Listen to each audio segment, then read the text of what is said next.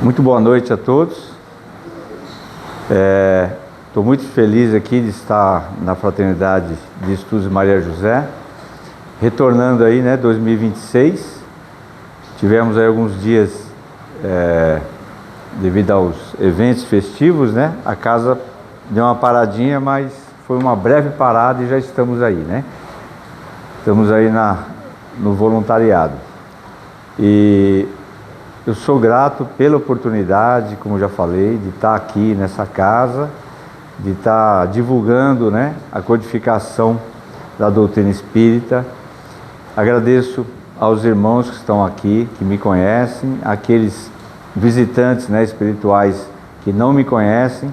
Eu sou o Roberto, e estamos aí nesse trabalho que a codificação nos apresentou desde que entramos nas obras, na casa espírita, E é um trabalho que nos dá um resultado pela satisfação que temos em divulgar o Evangelho de Jesus, que está sendo retransmitido e foi, através do Allan Kardec, dentro das obras da codificação, E nós temos inúmeros testemunhos escritos das mensagens que chegaram no século XIX e foram retransmitidas nas obras, E a gente traz aí, dentro dessa tarefa e da codificação, somos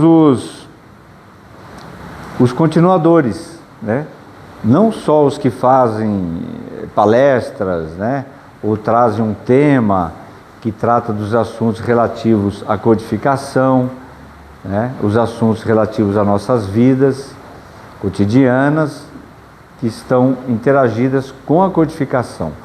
Mas todos que trabalham, na casa, dentro das suas tarefas, estão contribuindo com o desenvolvimento daquilo que o Evangelho nos traz como tarefeiros, fazendo parte da doutrina espírita. Então, é uma obra que tem muito trabalho a ser feito, que através das obras, como eu estou dizendo, elas nos dão um caminho, uma jornada para divulgar e atrair a atenção das pessoas, não só para nós, evidentemente, como para as pessoas que têm a curiosidade de entrar na casa espírita, poderem receber da melhor forma possível as obras, para que elas possam desenvolver aquilo que tem nelas de melhor na sua vida encarnatória, Então, quando foi lançado esse tema, que o Espiritismo é uma teoria pedagógica, a gente pode imaginar assim, mas a casa espírita, ela é uma escola, ela é retratada como um tema pedagógico, Então a gente abre um olhar, quando foi lançada essa ideia, que é o Entrevistando Allan Kardec, é isso que a gente tem feito ao longo dos anos, que a gente faz perguntas, na hora que a gente está numa reunião, surgem dúvidas, aí você pergunta para o codificador, e o codificador vai responder dentro das próprias obras da codificação. Tem muitas coisas ali que às vezes a gente passa desapercebido e a gente consegue trazer dentro das dúvidas a pesquisa, E nós chegamos aí, numa etapa que teve um facilitador, que é os próprios meios digitais, A inteligência artificial, são tudo ferramentas digitais que nos trouxe uma possibilidade maior. Boa noite, Almir. Uma possibilidade maior de pesquisas, inclusive, Hoje você tem um acesso à internet, você digita ali e tal, faz uma busca, aparece, lógico, dentro daquele campo que foi muito bem trabalhado, uma resposta pelo meio eletrônico. Então as obras, elas já foram aí bem distribuídas nesses meios digitalizados, E através dessa ferramenta nos favorece muito mesmo, Você, lógico, você pegar a obra, né, e pesquisar a obra, você vai encontrar uma forma de tirar suas dúvidas, né, como é o caso do Livro dos Espíritos, que foi a primeira obra lançada em 1857. E quando eu sugeri, né, em falar que o Espiritismo ele traz uma teoria, não porque o Kardec, em sua época, ele era, né, um professor, um pedagogo. Então ele, bem cedo, ele já começou a trabalhar dentro do campo da pedagogia. Ele publicou livros, então ele estava ali inserido como professor, né, na França. E para ele desenvolveu muito na linha de conhecimentos para ele poder trabalhar e ganhar o seu dinheiro, né? Então era a vida dele social, a vida dele profissional, familiar, através de uma coisa que ele gostava de fazer, que é através da educação, ele trazer a sua rotina diária com um professor conhecido na época, né? Que não era como Allan Kardec, é o Rivaio, né? Professor Rivaio. E através daí a gente fica imaginando, né? Mas a relação professor e a relação codificação tem algo a ver? Sim, tem algo a ver. Foi um facilitador, né? Ele usou uma metodologia quando ele começou a pesquisar em sua época, né? E a gente pode até imaginar assim, né? Caramba, quantos anos tinha o professor na época que ele entrou nesse campo de pesquisa, né? É até um assunto interessante, que eu fui fazendo algumas pesquisas e me chamou a atenção. Que às vezes a gente olha não só para a casa espírita, mas de repente você olha para outros locais que tem os encontros, que trabalham com o foco na religião pela qual você está ali exercendo, e você fala assim, tem poucos jovens, na casa espírita tem poucos jovens, mas para o espírito não existe uma idade a que ele vai ter que iniciar um processo de educação, por exemplo, como na casa espírita, né? Diferente das escolas, né? Vamos falar aqui do Brasil, né? No Brasil, você tem o quê? Tem umas normas que elas são seguidas para que exista um controle de educação dentro do seu país. Então, ao longo dos anos, isso foi se modificando, foi tendo melhorias, né, de compreensão de qual que é a melhor idade, o que vai ser, né, o que vai ser levado para as escolas, né, o que os professores vão estudar, né, eles se formam, né, como a gente está falando de pedagogia, o professor vai lá, né, para ser professor ele tem que estudar, ele tem que ter um diploma, ele segue uma normativa, né, que está ali dentro das instituições, ele pode exercer o seu cargo a nível nacional. Ele vai ser um professor de matemática, um professor de português, de inglês, ou seja, de biologia. Então o professor ele se forma para depois ele retransmitir para os alunos. Então a criança tem uma idade mínima para ela entrar na escola, ensino fundamental, ensino médio, depois ela pode alcançar um nível técnico, depois ela pode avançar para o ensino superior, né? Na casa espírita, nós temos o quê? Muitas literaturas da codificação. E então na casa você não tem um professor, você tem numa casa espírita pessoas que estão estudando há mais tempo que você está iniciando, acabou de entrar ali, você quer iniciar um processo de estudo para poder entender como se desenvolve o entendimento e a compreensão da codificação, né? Para que ela serve, né? Qual que é o benefício, o que ela vai trazer para mim, presente e futuro, né? Então, é uma metodologia que foi desenvolvida pelo professor, né? Que para nós é o codificador, é assim que a gente reconhece ele, né? Como está descrito aqui, né? Então, o entrevistar Allan Kardec se inicia quando você dá o primeiro passo e você vai conseguir fazer isso buscando as suas dúvidas dentro das obras. E você tem que ter ali uma pessoa que te auxilie nessa jornada pela qual você vai estar iniciando, né? E ele vai ter esses conhecimentos pelo tempo que ele já está estudando. E a gente avalia isso, né, dentro das famílias, dentro da sociedade, a importância que se tem de você buscar o melhor para a sua família.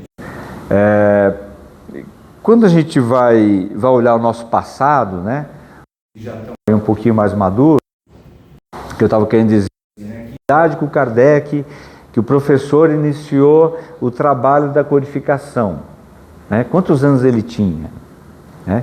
Ele já tinha mais de 50 anos, mais de 55 anos de idade, praticamente 55 anos de idade, ele iniciou o processo de ter esse encontro com a pesquisa que ele fez, né?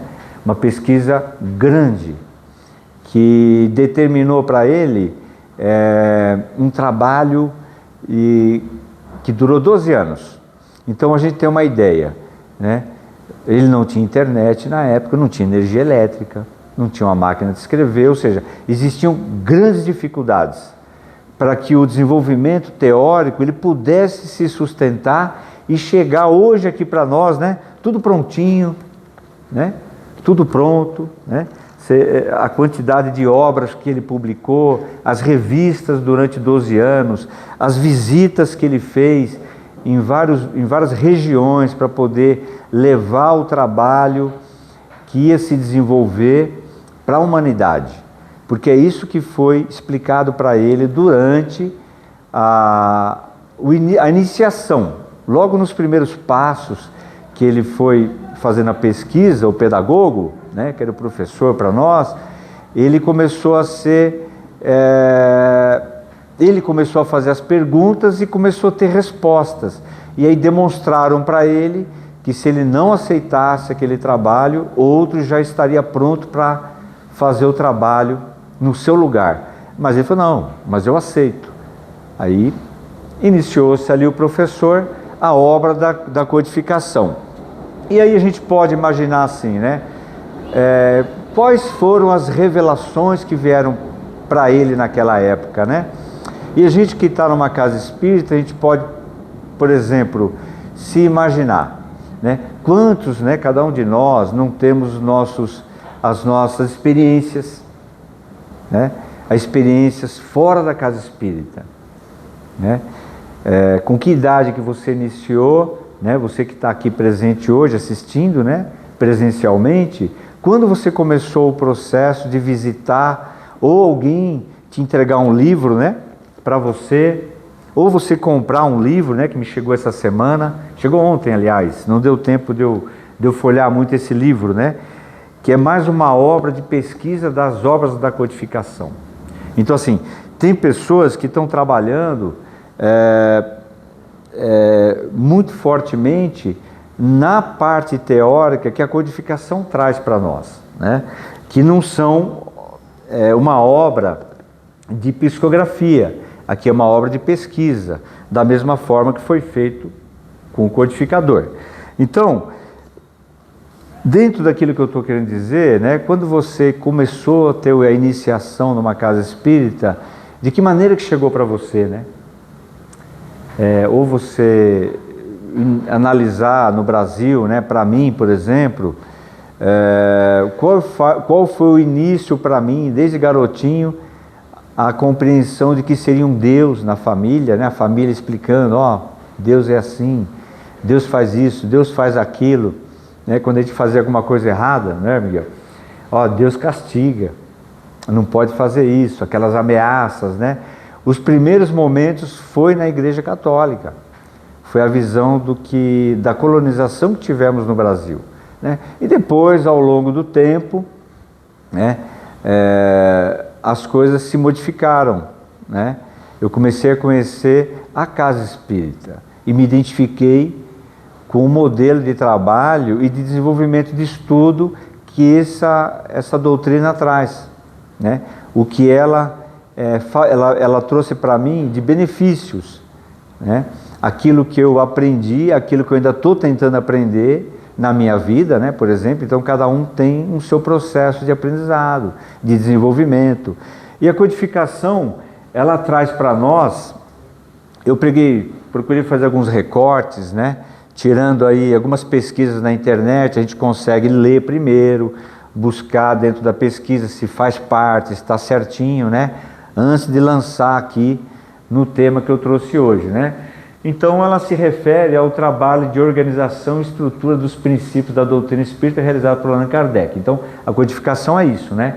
Ela traz um trabalho, uma organização que foi feita por ele e para que trouxesse dentro dos seus princípios o modelo necessário, né? Com essa metodologia racional, que o Kardec fala muito na racionalidade, na visão racional, né? Que um pesquisador ele precisa ter dentro de si uma visão racional do que ele está lendo, do que ele está pesquisando. Então isso aconteceu com ele na época, né? Então ele trouxe um modelo científico, né? Racional, científico, de observação, analisando os efeitos que estavam acontecendo naquele momento que ele começou a fazer a pesquisa, né? Porque era um modelo de conhecimento diferente para ele, né? Até aquele momento ele não conhecia aquilo. Se ele conseguiu perceber que aquilo seria um novo modelo de visão para o futuro, então ele fez tudo isso, né? Ele procurou entender para que serviria aquilo. Se era uma brincadeira, né? As mesas girantes estavam brincando, era uma técnica que eles estavam fazendo ali como curiosidade, sim, mas para ele, quando ele iniciou a pesquisa científica dentro daquele ambiente das mesas girantes, ele percebeu que existia algo maior, né? Que não era uma brincadeira, e sim era um sinal, vamos chamar assim, né? A gente tem sinais às vezes que chegam até nós, né? Um sinal de alerta de alguma forma. Pode ser uma intuição, pode ser um aviso, pode ser alguém falando algo para você, alguém te demonstrando alguma coisa. Isso aconteceu com ele, foi um sinal, né? Que foi a visita até um teatro, né? E ele achou aquilo muito diferente.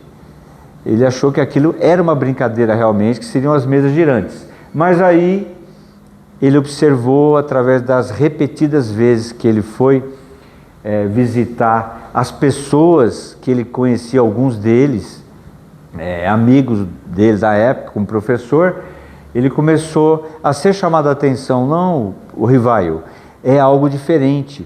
A gente já está tentando compreender quais são os sinais que estão chegando naquela metodologia das batidas, das mesas, levitando.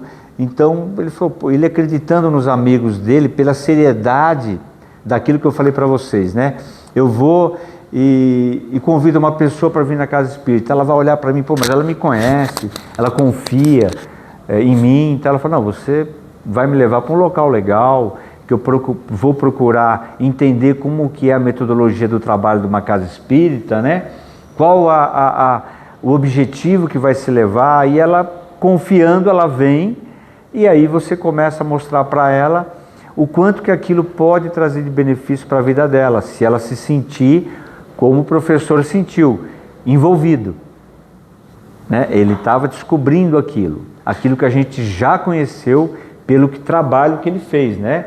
Então o caminho já está andado, já tem uma estrada que foi desenvolvida e a gente entrou nela, ela já foi desenvolvida. E então ele teve o quê? O Kardec reuniu, né, e ordenou que as comunicações de diversos espíritos superiores resultou nas obras fundamentais do Espiritismo, né, conhecida hoje como a obra de codificação. Então ele começou a desenvolver, a elaborar, a fazer a sua metodologia, né, e criou-se um objetivo e um significado do trabalho que ele trouxe, né, daquela conversa, daquele diálogo, né, gente, que ele teve e a preocupação de fazer o trabalho já na primeira obra de 1019 perguntas e respostas. Então ele perguntava e a resposta chegava. Então ele foi selecionando, né? E para quem que ele perguntava, né? Existia metodologia através da mediunidade, né? Então a codificação se deu através do processo mediúnico que foi chegando através das mesas girantes, né? Então o objetivo da codificação é estabelecer um conjunto de leis e princípios. Então aqui, né, na primeira obra, são leis e princípios que regem o universo material e o espiritual. Então a gente vive entre os dois ambientes, a vida material, encarnatória, e ao mesmo tempo a vida espiritual, a nossa relação com o mundo espiritual, né? Que oferece uma explicação lógica sobre a vida, né? A morte e o destino dos seres humanos. Olha a importância que tem, né, gente? Da gente viver aqui e a gente ter a certeza de que a vida vai continuar, que você não foi jogado aqui de qualquer jeito, pelo Criador, né, pelo Pai, por Deus. Você tem um objetivo de estar aqui, dentro da sua família, dentro daquilo que você acerta, daquilo que você erra. Tudo tem um caminho, né? Tudo vai ser levado a um objetivo, né? O destino, né, dos seres humanos. Então, para Kardec, o espírito não era apenas, né, o espiritismo não era apenas o quê? Uma religião, uma ideia de religião, mas uma doutrina com bases na ciência e na filosofia. Que quando você inicia o processo de estudo das obras, ela traz o que para a gente? É a codificação. Ela é uma filosofia, é uma ciência e uma moral, que foi traduzido como religião, mas é uma moral. A ideia, né, o objetivo é que nós desenvolvamos a nossa moral, que a gente até teve uma vez que o Chicão estava aqui, uma dos nossos eventos, ele fez um gesto, né? Não sei se vocês se lembram, quem estava aqui presente, que ele falou: quando a gente tiver o mundo em nossas mãos, e não a gente ser conduzido pelo mundo, mas o mundo em suas mãos, né? Por quê? Seria a melhor forma de você controlar a sua vida, você sabendo exatamente onde você tem que pisar, né? O pisar metaforicamente seria você não deixar o mundo te dominar, que são os vícios, você deixar a carne, né? Ela ter um domínio sobre a sua própria vida, e você não dominar a carne, né? Você fazer da sua vida um controle, sabendo que você é o dono da sua vida, né? E vai depender de você ter esse controle, onde eu vou mostrar para vocês aqui em um outro texto, né? Então, essas bases que ele fala da ciência, da filosofia, buscando o quê? Naturalizar o domínio espiritual e torná-lo um objeto, né? Então, assim, você usa o quê? A investigação empírica. É o que ele fez na sua metodologia, né? Para que você compreenda que na época, para ele usou uma metodologia, a experimentação, que ele chamou o quê? De laboratório do mundo invisível. A gente tem até no livro dos médiuns, onde é trazido ali, né, nesse livro dos médiuns, o desenvolvimento do evocador, o desenvolvimento da metodologia que você vai fazer esse laboratório funcionar melhor, que é o laboratório do mundo invisível. Então vem o laboratório do mundo invisível dentro da sua metodologia empírica, que ele quis dizer aqui, né? Então ele traz até uma ideia desse método, né, da codificação, um pequeno resumo aqui, tá, gente? Que a gente, como eu chamei de uma pedagogia dentro da codificação, então ela tem que ter um caminho, ela tem que ter um método, né? Ela tem que ter um tempo de absorção para você desenvolver a sua mediunidade, de qual modelo que é a sua mediunidade, né? Então a codificação espírita é o corpo de conhecimento, né, que organiza a doutrina. Então, o que ele quis dizer com corpo, né, gente? Um corpo são várias formas e etapas que são construídos esse modelo da codificação, através das obras, através das experiências, das experimentações, né, para que o conhecimento ele tenha uma organização, né? Ele tem que estar organizado dentro da doutrina, né? Ele não pode começar do fim, né? Às vezes a gente olha assim a maneira, né? Por exemplo, que eu cheguei na casa espírita, eu tive pessoas que me orientou, né? Eu comecei a assistir as palestras,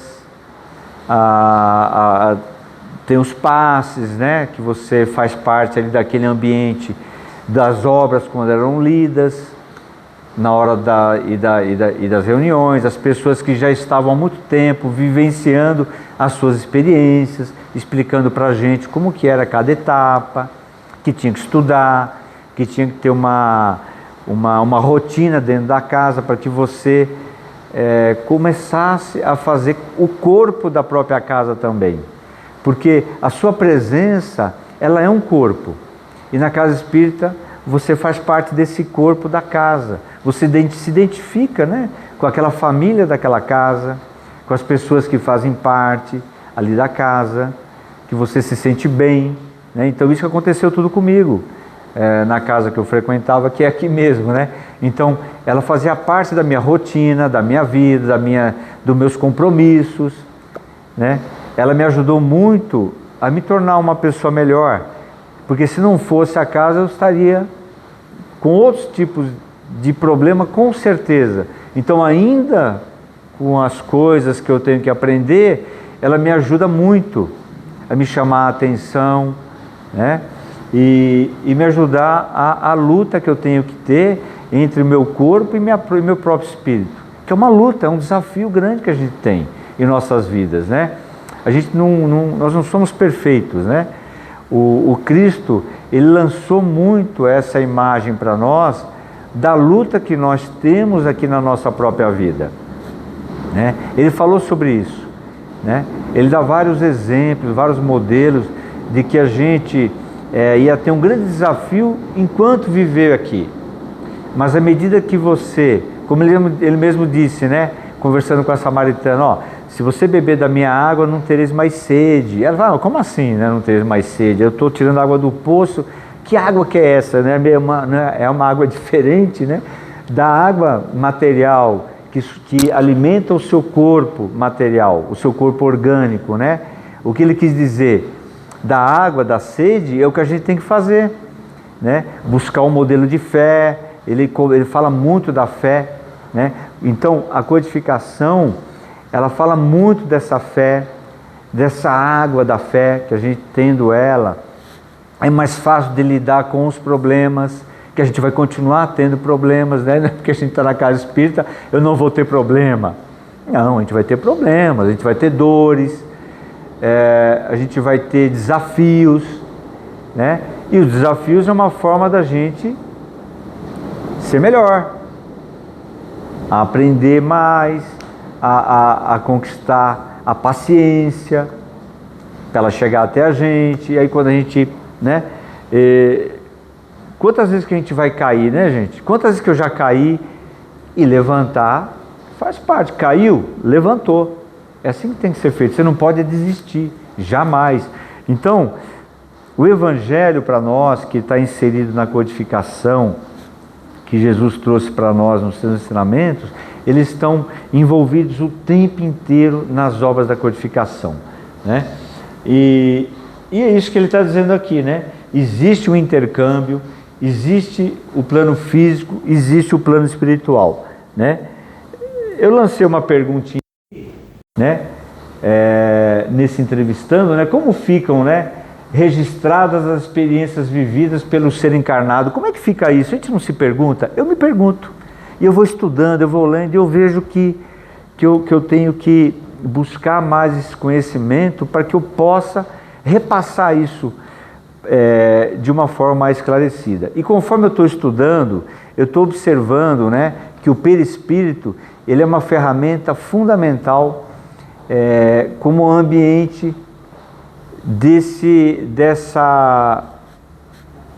universo pelo qual a Terra faz parte, que a gente chama de planeta Terra como escola da vida, né, gente? Então, não é um modelo científico como escola da vida do planeta Terra, mas para nós, né, vamos dizer assim, na casa espírita, a vida encarnatória, o planeta é uma escola, porque nós vamos ter vidas aqui sucessivas, o quanto for necessário. Então aqui a gente vive tudo junto e misturado, né? Nessa escola da vida, a gente observa o quê?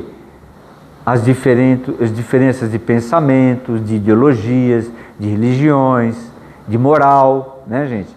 Tem pessoas que estão muito presas ainda ao campo material, não prestando atenção nas suas necessidades maiores, que é a prática do bem e do amor, né? Então a gente tem que estar alertas de que faz parte, estamos vivendo aqui para dividir o que nós temos de melhor. Então nós somos não nós aqui como melhores que os outros, mas nós fazemos parte desse desenvolvimento do planeta. Nós somos a continuidade da própria codificação do Evangelho de Jesus. Esse é o nosso objetivo, né? E ele não fica restrito dentro do seu lar, da sua casa. Na casa espírita, sim. Quantos irmãos espirituais estão visitando hoje a casa aqui, precisando ouvir algo, além de nós que estamos aqui? Então a gente continua divulgando nas redes sociais, a gente continua divulgando no status do celular, a gente procura ler um pouquinho mais, a gente procura dividir, né, fazer as tarefas. É um trabalho que continua sempre. Então, onde pode estar, né, inserido essa questão que envolve a nossa intimidade presente hoje para o próximo passo no futuro? Ele está aqui, ó. O Kardec respondeu para mim, né, que fiz a pesquisa, onde vai estar registrada as suas experiências, né? Que elas são tuas. A minha experiência é minha. Eu sou um ser em continuidade. Então, as minhas experiências, elas vão estar refletidas aonde? No perispírito.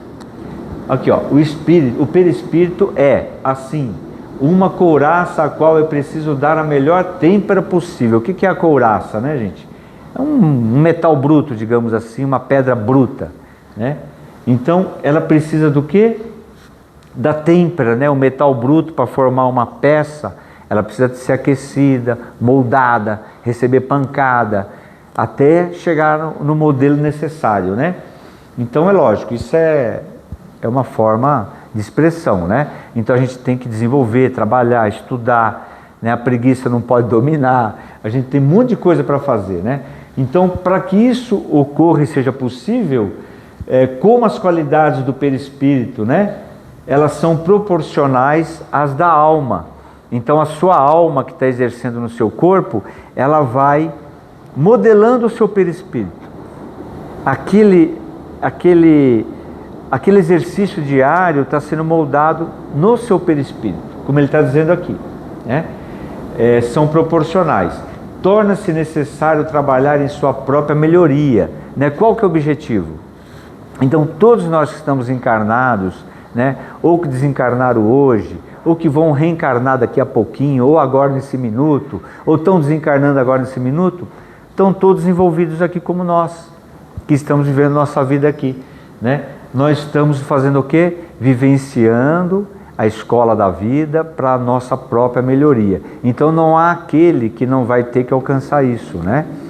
Então, você imaginar, nós não somos um robô, né, gente? Que a gente nasce tudo igualzinho e se desenvolve ao mesmo tempo como uma linha de produção.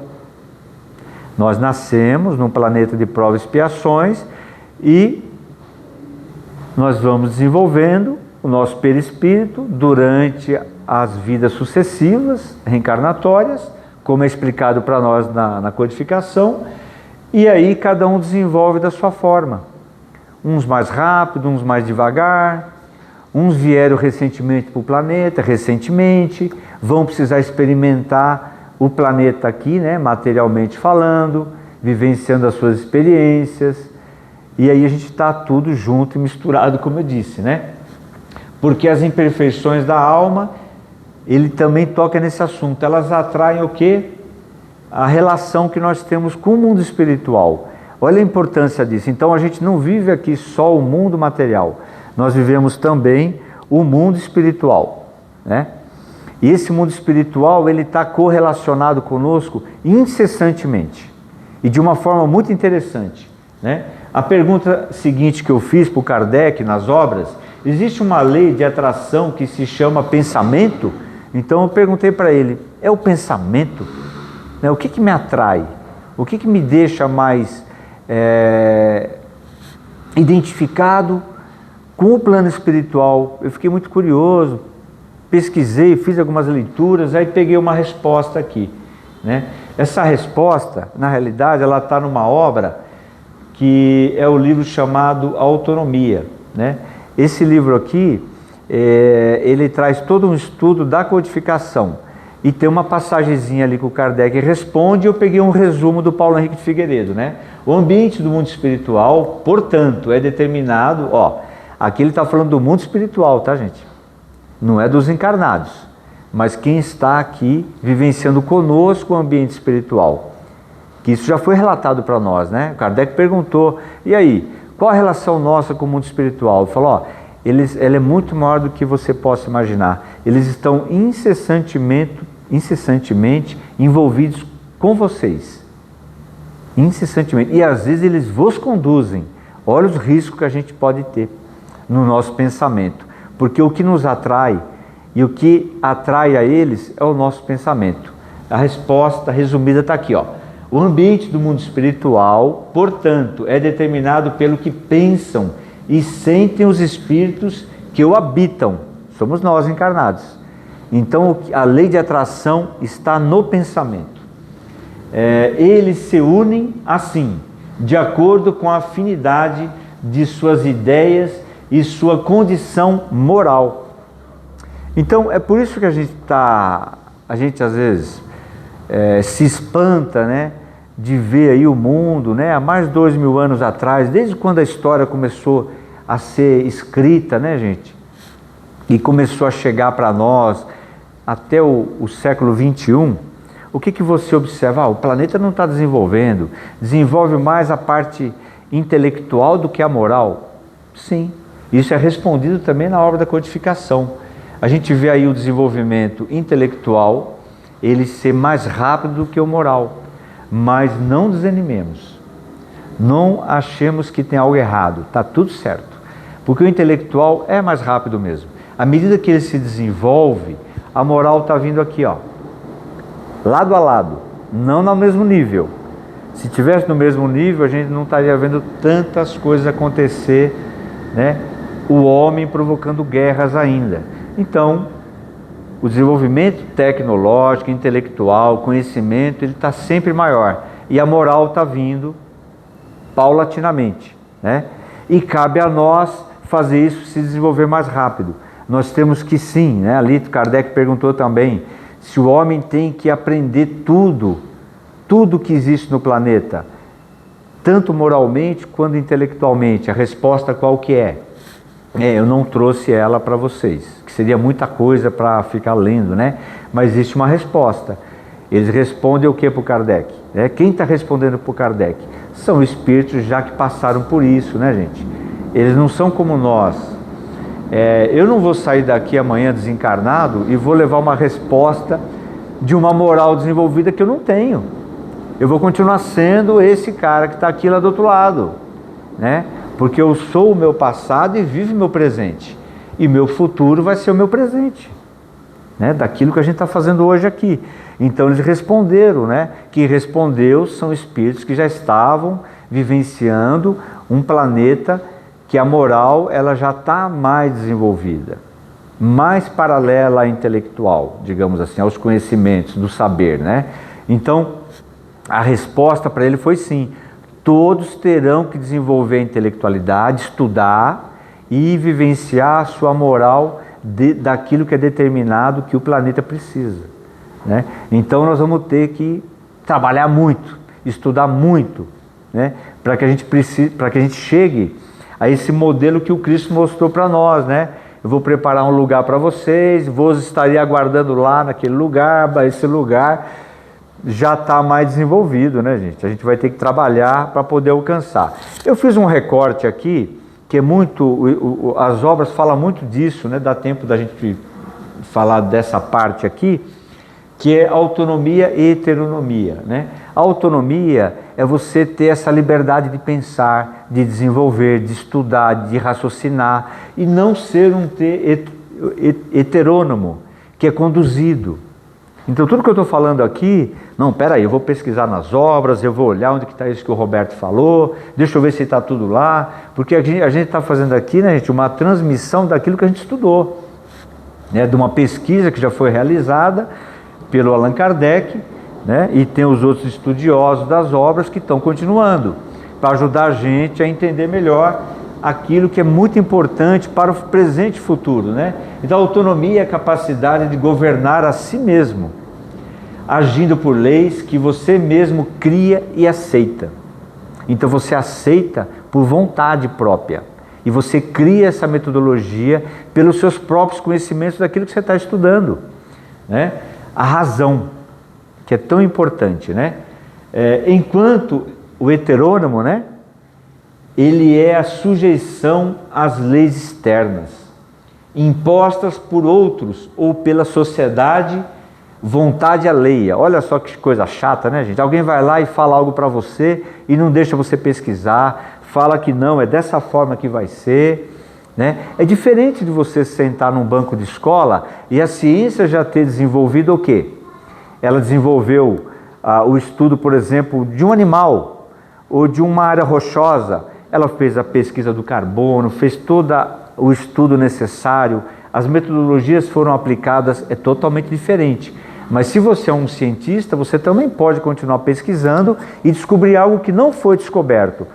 Aqui não, nós estamos falando do quê? De uma religião, por exemplo, daquilo que não deixa você avançar, né? O Espiritismo quer que você avance e pesquise, mas para que você substitua aquilo que o Espiritismo já desenvolveu, você tem que demonstrar por comprovações que aquilo está melhor desenvolvido, né? Que ele substitua algo para melhor, né? E não para menor, digamos assim, né? Então a vontade da lei. Então isso aqui foi um raciocínio do Kant, né? Que introduziu esses conceitos. Então você vê que não é da codificação espírita, mas a codificação fala disso, da autonomia. Ela se exercer sob a sua própria vontade. Então esse camarada aqui é um grande estudioso, né? Ele está em outra época, então ligando a autonomia, a liberdade, a razão, e a heteronomia, a dependência, a submissão, sendo a transmissão da heteronomia, é a falta de liberdade, né? Eu não consegui arrumar aqui a tempo. Então, eu fiz um recortezinho, né, do que é a pedagogia, é um substantivo feminino, é uma ciência que trata da educação dos jovens, como eu falei lá no comecinho, né? Não só dos jovens, né, gente? Nós somos jovens também. Que estuda os problemas relacionados com o seu desenvolvimento como um todo. Então o objetivo da pedagogia é a educação como um todo. É um conjunto de métodos que asseguram a adaptação recíproca do conteúdo informativo aos indivíduos que deseja formar. Então a pedagogia tem esse objetivo, né? Então ela vai te dar um futuro para que você se desenvolva, para que você consiga ter a sua vida financeira, né? A sua vida social como ser no país que você vive, na sua sociedade. Esse é o objetivo, né? Você vê, você vai fazer